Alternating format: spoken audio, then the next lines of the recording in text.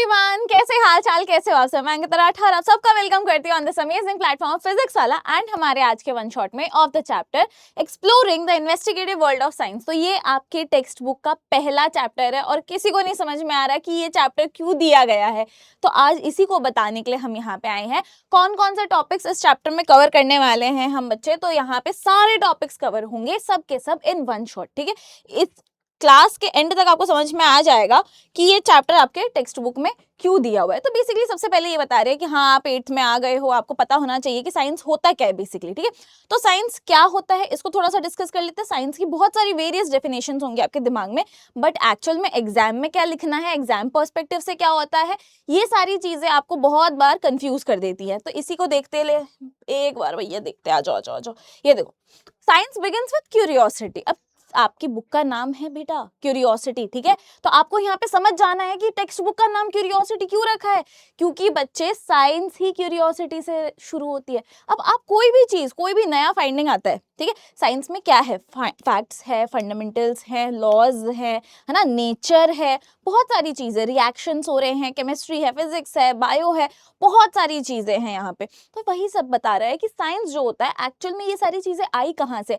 किसी के दिमाग में कभी ना कभी ये क्वेश्चन आया था कि ऐसा क्यों, ऐसा कैसे हुआ, क्यों हुआ, कब हुआ। और यही चीज को जानने के लिए, जैसे इवोल्यूशन जो है वो कैसे हुआ, कब हुआ, कहाँ से शुरू हुआ, अभी क्या चल रहा है, आगे क्या होने वाला है, ये सारी चीजों के लिए even living organism, non living organism एक दूसरे से कैसे इंटरेक्ट करते हैं, नॉन लिविंग जो भी होते हैं हमारे आसपास में, नॉन लिविंग मतलब थिंग्स की बात कर रही हूँ मैं गाइस, ठीक है, तो ए बायोटिक कंपोनेंट्स जो भी हमारे नेचर के हैं उसके बारे में, इवन ये आपस में कैसे एक दूसरे से रिएक्ट करते हैं, क्या चीज है जो हमें धरती पे पकड़ के रख रही है, कौन सा फोर्स है, फ्रिक्शन क्या है, ये सारी चीजें हम कैसे फाइंड आउट कर पाते, क्योंकि कभी किसी ने इस चीज के पीछे कुछ तो सोचा होगा, उसके मन में कुछ तो सवाल आया होगा, और उसी को हम कहते हैं क्यूरियोसिटी। तो यही इसीलिए बता रहे हैं कि बच्चे साइंस जो है वो क्यूरियोसिटी से स्टार्ट होता है।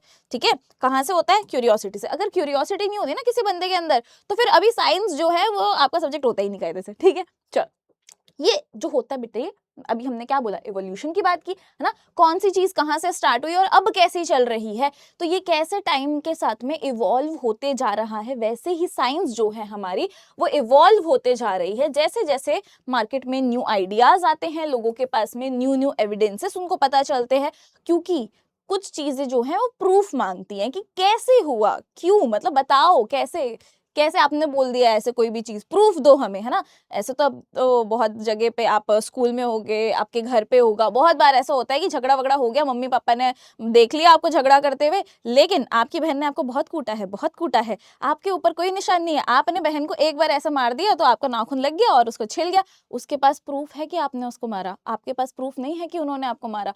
तो ऐसे ही भाई सोसाइटी भी प्रूफ मांगती है भैया, तो साइंस भी प्रूफ मांगता है। तो जैसे जैसे न्यू एविडेंसेस आते हैं वैसे वैसे साइंस इवॉल्व होते जा रही है, जैसे जैसे न्यू आइडियाज आ रहे हैं साइंस इवॉल्व हो रही है।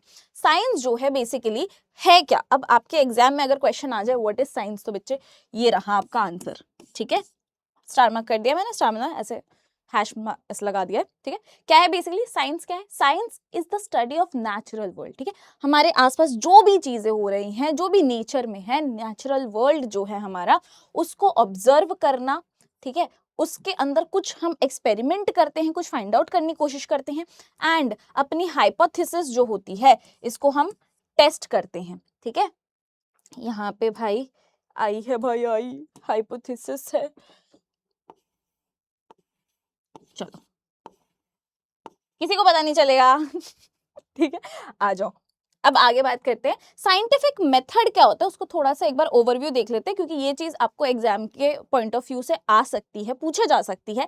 आपके टेक्स्ट बुक में बहुत खींच के दिया है इस पूरे प्रोसेस को, तो इसको हम शॉर्ट में समझेंगे बच्चे। देखो, सबसे पहले आपने क्या किया, आपने कोई भी चीज को ऑब्जर्व किया। ठीक है, आपने सबसे पहले क्या किया बच्चे, आपने कोई भी चीज को ऑब्जर्व किया। आप जब किसी भी चीज को ऑब्जर्व करते हो तो फिर आप क्वेश्चन करते हो ये ऐसा क्यों है। तो यहाँ पे जब आप क्वेश्चन कर रहे हो तो ये आ गया आपके साइंटिफिक मेथड का दूसरा पड़ाव। ठीक है, इसके बाद में आप एक हाइपोथेसिस फॉर्म करोगे कि भैया हो सकता है ये इस रीजन से हुआ हो, कुछ तो इसका रीजन हो सकता है। तो वो रीजन जब आप फाइंड आउट करने जाते हो तो उसके लिए आप एक हाइपोथेसिस फॉर्म करते हो कि एक ये इसके पीछे का रीजन हो सकता है।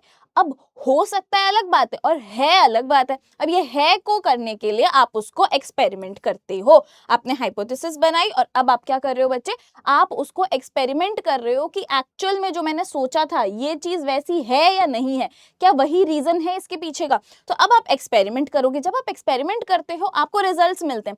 अब आप उन रिजल्ट्स को एनालाइज करते हो, आप उसको कंपेयर कर रहे हो, एनालाइज करके अगर वो बात सच थी, आपका हाइपोथेसिस जो भी था ये अगर सही निकला तो बस आप कंक्लूजन में पहुंच गए, और नहीं निकला तो आप एनालिसिस के बाद में वापस से हाइपोथेसिस फॉर्म करते हो, वापस से एक्सपेरिमेंट करते हो, फिर एनालिसिस करते हो और फिर बाद में आप कंक्लूड करते हो कोई भी रीजन। ठीक है, कि इसके पीछे का रीजन भैया यही था, हमने हाइपोथेसिस तो बहुत सही बढ़ाई थी, एकदम तगड़ी थी हमारी हाइपोथेसिस। ठीक है, तो यहाँ पे एक जो आपका पूरा का पूरा सर्कल चलते जाता है, आप ऑब्जर्व कर रहे हो, आप क्वेश्चन कर रहे हो, फॉर्म कर रहे हो हाइपोथेसिस, एक्सपेरिमेंट कर रहे हो, एनालाइज कर रहे हो, चीजों को कंक्लूड कर रहे हो, और उसके बाद में भी कोई नया इंसान आ जाता है, कोई नया साइंटिस्ट आ जाता है, बोलता है अरे नहीं देखो एक गलती हो गई।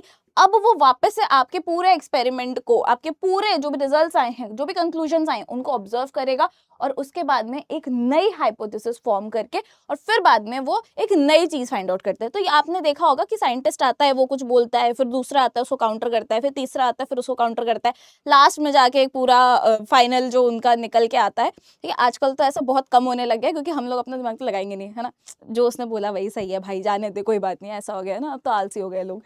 चलो खैर आगे बढ़ते हैं। आप लोग ऐसा मत करना गाइस, नई नई फाइंडिंग्स करना, बच्चों का सिलेबस बढ़ाना है, समझे। चलो, इन्वेस्टिगेशन जो हो रही है साइंस के अंदर उसकी बात करते हैं बच्चे। इन्वेस्टिगेशन जो होती है वो होती कैसे है, तो बच्चे आपको सबसे पहले कि फोकस्ड रहना पड़ेगा। ठीक है, आपको फोकस्ड रहना पड़ेगा, आपको ऐसे क्वेश्चंस करने पड़ेंगे कि आप उसको टेस्ट कर सको। ठीक है, कि ये कैसे हुआ, क्यों हुआ, कब हुआ, कहाँ हुआ। ठीक है, ये सारी चीजें, ये सारे आपको क्वेश्चन करने पड़ेंगे, आपको क्वेश्चंस पूछने पड़ेंगे जो फोकस्ड हो और टेस्टेबल हो। ठीक है, आप एक वेरिएबल एक बार में चेंज करोगे, आपका अगर रिजल्ट आपके एक्सपेक्टेशन के हिसाब से नहीं आया तो ये नहीं कि आपने पूरी ही थियोरी सब कुछ एकदम चेंज कर दिया, आप कुछ नया ले आए। नहीं, अगर आपके एक्सपेरिमेंट के अंदर 5 फैक्टर्स हैं तो इनको आप एक एक करके चेंज करिएगा। ठीक है, पहले आपने फैक्टर नंबर 4 पे आपको डाउट है कि इसको मैंने चेंज किया तो फिर हमारा रिजल्ट सही आ सकता है, तो आप पहले एक को चेंज करो। अगर आप 2 या 3 चीजों को या सब चीजों को एक साथ चेंज करोगे तो आप रिजल्ट नहीं निकाल पाओगे, आप कंक्लूड नहीं कर पाओगे कि एक्चुअल में चेंजेस हुए कहाँ हैं और क्या चीज इफेक्ट कर रही है, कौन सा फैक्टर उस चीज को, आपके रिजल्ट्स को इफेक्ट कर रहा है। तो अब आपको एक वेरिएबल जो है बच्चे, ये एक टाइम पे एक ही चेंज करना है और उसके बाद में आप अपना कंक्लूजन जो है वो एकदम वैलिड जो है निकाल सकते हो। ठीक है, अब यहाँ पे बोल रहा है कि आपको अदर कंडीशंस भी कॉन्स्टेंटली चेक करते रहनी चाहिए, आपको ऑब्जर्व करना है, अच्छे से मेजर करना है सारी चीज़ों को, रिकॉर्डिंग जो है आपके रिजल्ट्स की वो करनी है, ड्राइंग वगैरह, कंक्लूजन वगैरह सब कुछ जो भी आप करोगे बच्चे। ठीक है, जो भी आपका जितने भी कंक्लूजन निकालने हैं, आपको कोई भी ऑब्जर्वेशन करनी है, ये सारे आपको कहीं पर रिकॉर्ड करके रखना पड़ेगा। हो सकता है आपने सोचा कि मुझे याद रहेगा, अगली बार में आपको एग्जैक्ट आपके लास्ट एक्सपेरिमेंट के रिजल्ट्स नहीं याद हों, तो हो सकता है कि आपके यहाँ पे जब आप कंक्लूड करोगे जो भी टॉपिक है, जो भी आपने हाइपोथेसिस निकाली, जब आप इसको कंक्लूड करोगे तो आपके रिजल्ट्स बदल सकते हैं। ठीक है, और फिर बाद में वो क्वेश्चनेबल हो जाएंगे बाकी लोगों से। तो इसीलिए यहाँ पे बता रहे हैं कि एक आपको कुछ प्रिंसिपल्स होते हैं अच्छे साइंटिफिक एक्सपेरिमेंटेशन के, उनको फॉलो करके चलना पड़ता है। ठीक है, अब आप इस पूरे साल क्या पढ़ने वाले हो यही बताया है इस चैप्टर के अंदर। ठीक है, आपको बिल्कुल डरने की जरूरत नहीं है कि भैया ये कैसा चैप्टर है, इसमें तो हमको समझ भी नहीं आ रहा है। तो देखो यहाँ पे सबसे पहले आपको बता दिया गया है कि माइक्रो ऑर्गेनिजम्स के बारे में पढ़ोगे जो कि हेल्पफुल है, हार्मफुल है, इन दोनों के बारे में आप पढ़ोगे। ये आपका एक चैप्टर है। ठीक है, the invisible world of micro organisms या द इनविजिबल वर्ल्ड, इस तरीके से आपका एक चैप्टर है बच्चे। उसके अंदर आपको माइक्रो ऑर्गेनिज्म के बारे में पढ़ना है। हेल्थ एक चैप्टर है आपका, आपका ट्रेजर होता है यार, हेल्थ आपका बहुत बहुत बड़ा ट्रेजर है। अगर आप हेल्थी नहीं हो ना आप दिमाग से ढंग से काम कर पाओगे, ना आप है ना फिजिकली तो कर ही नहीं पाओगे। तो हेल्थ का मतलब सिर्फ इतना नहीं है कि आप सिर्फ फिजिकली वीक हो गए हो, हेल्थ का मतलब है आप इमोशनली, इंटेलेक्चुअली, अगर आप फिजिकली फिजिकली, आप मेंटली, किसी भी तरीके से अगर आप फिट नहीं हो या you are not feeling good, तो उसे हम कहेंगे यू आर नॉट हेल्दी। ठीक है, तो अब मेंटल हेल्थ भी इंपॉर्टेंट है, इमोशनल हेल्थ भी इंपॉर्टेंट है, सारी चीजें बहुत इंपॉर्टेंट है। ठीक है, अब इस वाले चैप्टर में आप न्यूट्रिशन के बारे में पढ़ोगे, एक्सरसाइज के बारे में पढ़ोगे, वैक्सीन के बारे में पढ़ोगे, मेडिसिन के बारे में पढ़ोगे, एंटीबायोटिक्स के बारे में पढ़ोगे, बहुत सारी चीज़ों के बारे में पढ़ोगे। और इतना ही नहीं, आप इंडियन साइंटिस्ट और इवन इंडिया के जो कॉन्ट्रीब्यूशंस हैं इन वेरियस फील्ड्स, इन सब में, मेडिसिन में हो भले, वैक्सीन में हो, योगा में हो, एक्सरसाइज की बात अगर हम कर ले, तो ये सारी चीज़ों के बारे में आप इस चैप्टर के अंदर पढ़ने वाले हो। और इसके बाद में हम जाएंगे इलेक्ट्रिसिटी वाले चैप्टर पे, जिसमें हम हीटिंग एंड मैग्नेटिक इफेक्ट्स के बारे में बात करेंगे। फोर्स एंड प्रेशर, बच्चे फोर्स आपका एक चैप्टर है, फोर्स एंड प्रेशर चैप्टर था आपकी ओल्ड टेक्स्ट बुक में। न्यू टेक्स्ट बुक में आपका फोर्स नाम से एक्सप्लोरिंग फोर्सेस एक चैप्टर है, उसके बारे में पढ़ेंगे। प्रेशर जो है इसको मर्ज कर दिया गया है दूसरे चैप्टर के साथ में, जो कि है विंड स्टॉर्म्स एंड साइक्लोन्स। इन दोनों को मर्ज कर दिया गया है क्योंकि प्रेशर का कॉन्सेप्ट थोड़ा बहुत वहां पे लगता है और आप चीजों को इजीली समझ पाते हो, इसीलिए इन दोनों चीजों को मर्ज कर दिया गया है। फोर्स वाले चैप्टर को अलग से एक चैप्टर बना दिया गया है। अब इन दोनों, ये जो दो चैप्टर्स होंगे, इसमें आप मोशन के बारे में पढ़ोगे, विंड के बारे में पढ़ोगे, स्टॉर्म्स के बारे में पढ़ोगे, साइक्लोन्स के बारे में पढ़ोगे, बहुत सारी चीजों के बारे में पढ़ोगे। और ऐसे ही फिर आपका अगला चैप्टर है बच्चे मैटर वगैरह से रिलेटेड, कि मैटर जो होते हैं, कौन कौन से स्टेट्स होते हैं मैटर के, उसके बारे में आप पढ़ोगे। आप कंपाउंड क्या होता है, एलिमेंट क्या होता है, मिक्सचर क्या होता है, सॉल्यूशन क्या होता है, सॉल्वेंट क्या होता है, इन सब के बारे में आप पढ़ोगे। तो ये पार्टिकल्स क्या होते हैं, एलिमेंट्स क्या होते हैं, कंपाउंड्स क्या होते हैं, मिक्सचर्स क्या होते हैं एंड सॉल्यूशंस क्या होते हैं। ठीक है, ये सारी चीजें आप आने वाले चैप्टर्स में पढ़ोगे। लाइट के बारे में पढ़ोगे, लाइट बेसिक कॉन्सेप्ट्स, बहुत बेसिक कॉन्सेप्ट्स। लाइट क्या है, लाइट एक फॉर्म ऑफ एनर्जी है। लाइट जो होता है वो रिफ्लेक्ट करती है, एक उसकी प्रॉपर्टी है, उसका फिनोमिनन है। ठीक है, अब ये रिफ्लेक्शन जो होते हैं इसके कुछ लॉज होते हैं, लॉज पढ़ोगे आप, लॉज ऑफ रिफ्लेक्शन। रिफ्रैक्शन जो है वो पढ़ोगे।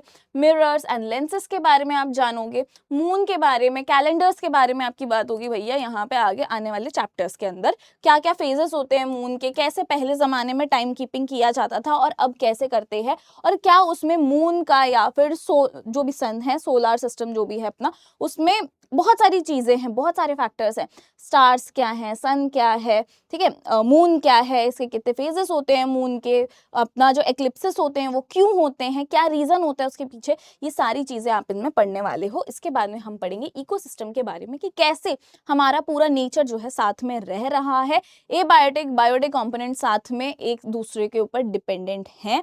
ठीक है, इनका क्या रिलेशनशिप है नेचर के अंदर। और इतना ही नहीं, अर्थ जो है इसके बारे में जब आप पढ़ ही रहे हो तो अर्थ की डिफरेंट लेयर्स के बारे में पढ़ोगे। अर्थ एक ऐसा पोजीशन पे है, एक गोल्डीलॉक जोन में, एक हैबिटेबल जोन में है, जहाँ पे सरवाइव कर पाते हैं लोग, एग्जिस्ट करती है लाइफ, लेकिन बाकी जगह पे नहीं करती है। क्यों नहीं करती है, इस सब का रीजन आप आने वाले चैप्टर्स में पढ़ोगे। क्लाइमेट कैसे चेंज हो रहा है, कैसे अर्थ जो है वो लाइफ को सपोर्ट कर रही है, एंड क्लाइमेट चेंज जो है वो कैसे इन सारी चीजों को अफेक्ट कर रहा है, ये सब आप आने वाले चैप्टर्स में पढ़ने वाले हो।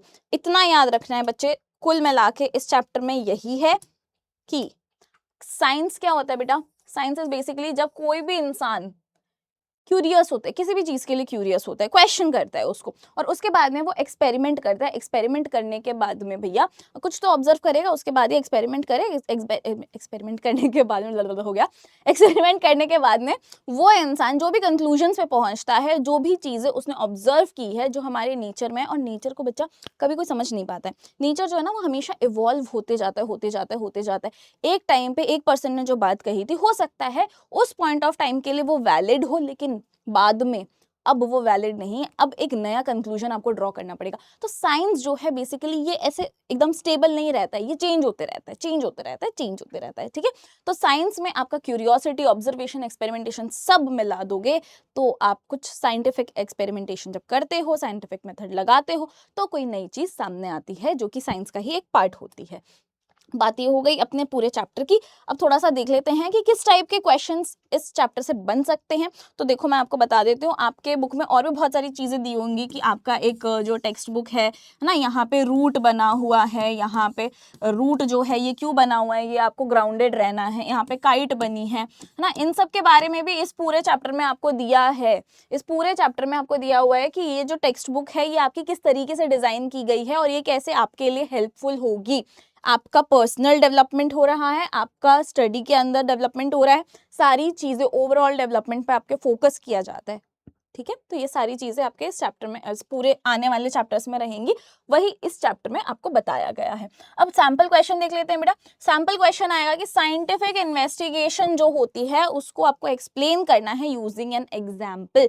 तो मैंने आपको साइंटिफिक मेथड बता दिया था, आप ऑब्जर्व करते हो, है ना, आप क्वेश्चन करते हो, क्वेश्चन करने के बाद में आप हाइपोथेसिस फॉर्म कर रहे हो, आप एक्सपेरिमेंट कर रहे हो, एनालिसिस कर रहे हो, कंक्लूजन निकाल रहे हो। ये पूरी चीज आपको कोई तो एक एग्जाम्पल के थ्रू बतानी है। अब बहुत एकदम इंपॉर्टेंट एग्जाम्पल जो आपके इसमें है ये पूरी वाला है। पूरी जो होती है ये पफ कर दी है, तेल के अंदर आप डालते हो, है ना, ये वाला जो है ये आपके पूरे के पूरे इस चैप्टर के अंदर बहुत एकदम खींच दिया है इस टॉपिक को। तो आप इसको भी ले सकते हो। अगर आपको कोई और एग्जाम्पल पसंद आ रहा है तो आप कोई और एग्जाम्पल भी उठा सकते हो। जाते जाते क्वेश्चन पूछते जाऊंगी गाइस, इसका आंसर बता देना है आपको कमेंट सेक्शन के अंदर। What is the starting point of scientific investigation? कोई भी साइंटिफिक इन्वेस्टिगेशन होती है उसकी स्टार्टिंग पॉइंट क्या होती है?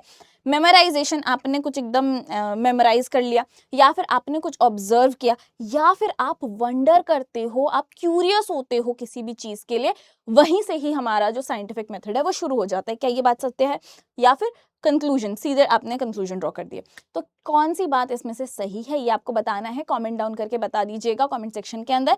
और ये चैप्टर इतना ही था बच्चे, ज़्यादा कंफ्यूज होने की ज़रूरत नहीं है। इस चैप्टर से मेजर क्वेश्चंस आएंगे नहीं, और जो आएंगे वो आपको बता दिए गए हैं, ठीक है। जाते जाते आपको दिल से धन्यवाद बोल देते हैं। Thank you everyone.